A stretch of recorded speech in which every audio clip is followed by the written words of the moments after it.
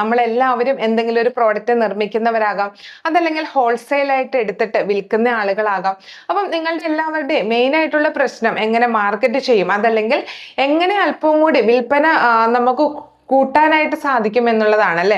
തീർച്ചയായിട്ടും ബിസിനസ് ചെയ്യുന്ന എല്ലാവരുടെയും ലക്ഷ്യം നല്ല രീതിയിൽ പ്രോഡക്റ്റ് വിൽക്കുക എന്നുള്ളതാണ്. അത്യാവശ്യം സെയിലുള്ള ആളുകളാണെങ്കിലും പിന്നെയും ആ ഒരു സെയിൽ ഒന്ന് ഇമ്പ്രൂവ് ആക്കാനായിട്ട് ശ്രമിക്കൂലേ.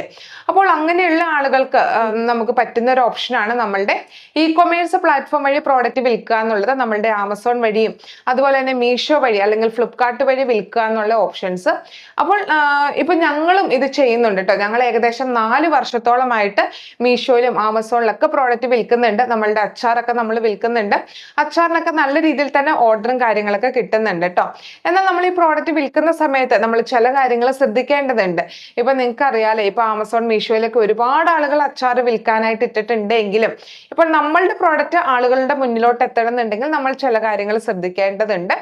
അപ്പോൾ അതെന്തൊക്കെയാണ് എന്നുള്ള കാര്യങ്ങളും അതുപോലെ തന്നെ ഇങ്ങനെ ഈ ആമസോൺ മീഷോയിലൊക്കെ വിൽക്കുമ്പോൾ എന്തെല്ലാം കാര്യങ്ങൾ ശ്രദ്ധിക്കണം, അങ്ങനെയുള്ള ഡീറ്റെയിൽസ് ഒക്കെയാണ് നമ്മൾ ഈ ഒരു വീഡിയോയിൽ വേണ്ടി നിങ്ങൾക്ക് ഉൾപ്പെടുത്തിയിട്ടുള്ളത് കേട്ടോ.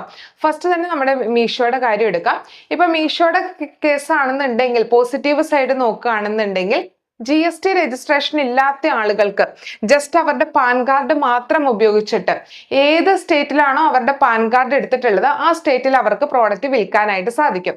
GST രജിസ്ട്രേഷൻ ഇല്ലാതെ നമ്മൾ കേരളത്തിലാണ് പാൻ കാർഡ് എടുത്തിട്ടുള്ളതെങ്കിൽ പാൻ കാർഡ് ഉപയോഗിച്ചിട്ട് നമുക്ക് കേരളത്തിന്റെ അകത്ത് നമുക്ക് പ്രോഡക്റ്റ് വിൽക്കാനായിട്ട് സാധിക്കും.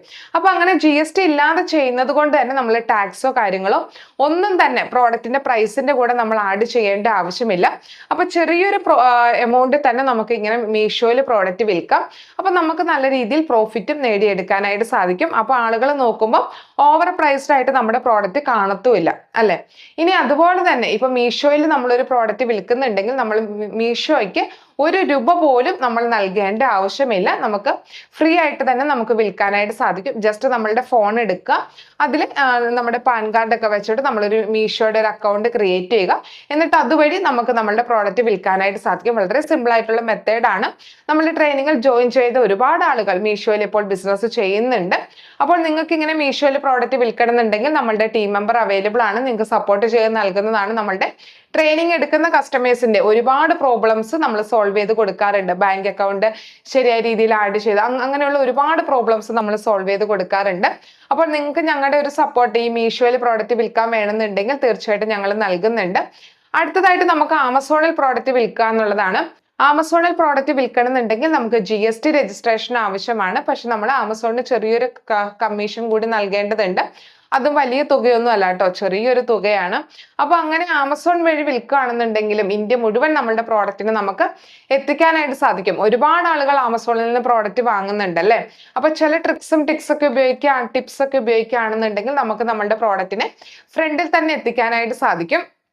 അപ്പൊ ഇനി നിങ്ങളുടെ അടുത്ത് പ്രോഡക്റ്റ് ഒന്നും ഇല്ല, പക്ഷെ ഇങ്ങനെ ആമസോൺ മീഷോയിലൊക്കെ വിൽക്കാൻ ആഗ്രഹിക്കുന്ന ആളുകളാണെങ്കിൽ ആമസോണിൽ നിന്ന് ഏറ്റവും കൂടുതൽ വിറ്റ് പോകുന്ന പ്രോഡക്ട്സ് ഏതാണെന്നൊക്കെ നമ്മുടെ ട്രെയിനിങ് സെക്ഷനകത്ത് ഇൻക്ലൂഡഡ് ആണ്.